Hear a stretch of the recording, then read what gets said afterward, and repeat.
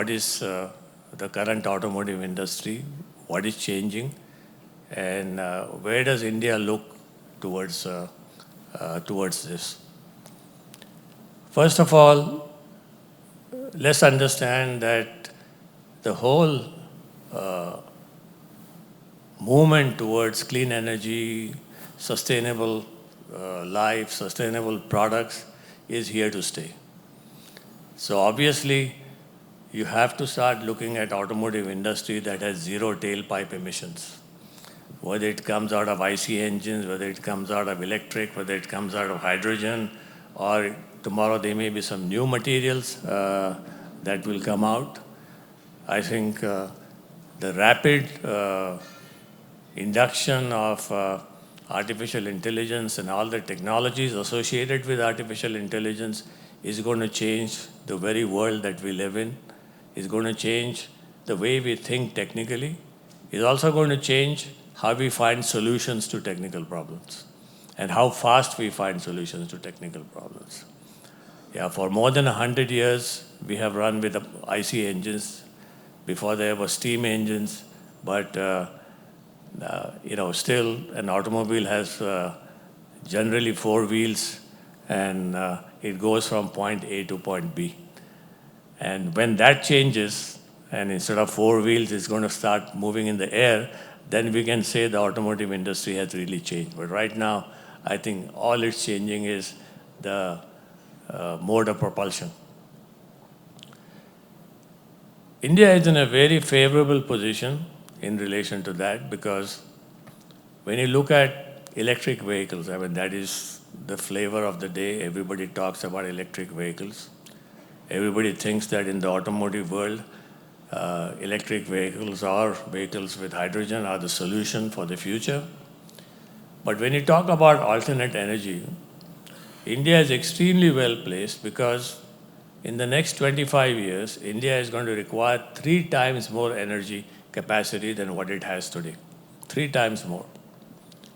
And therefore, you don't have to re-engineer your existing energy capacity. You have to add new capacity which is more renewable, which is more eco-friendly, which is more carbon neutral, etc., etc. Whereas the Western world has a horrendous task of rebuilding its energy capacity, because they are not going to grow in terms of energy consumption. They have to change their energy production capacity from fossil fuel or coal or X, Y, Z to renewable. So they have a much bigger mountain to climb than what we have. This is one big advantage we have in India. Second, I mean, today our GDP is running at about some 3.7 trillion or 3.8 trillion or close to 4 trillion, whatever it is. And so is our automobile production, running at about 4 million four-wheelers per year. You have heard Prime Minister Modi's Amrit Kal. I think that's an aspiration that is embedded in almost every Indian today. More than 1 billion Indians carry that aspiration of Amrit Kal and want to make sure that his vision of Amrit Kal happens, because that is what is going to create prosperity for all of us and our next generation. So when you look at that and look at the automotive industry, the numbers that come out in the automotive industry, I had done this study last year for the Prime Minister's office, along with the whole CM and ACMA.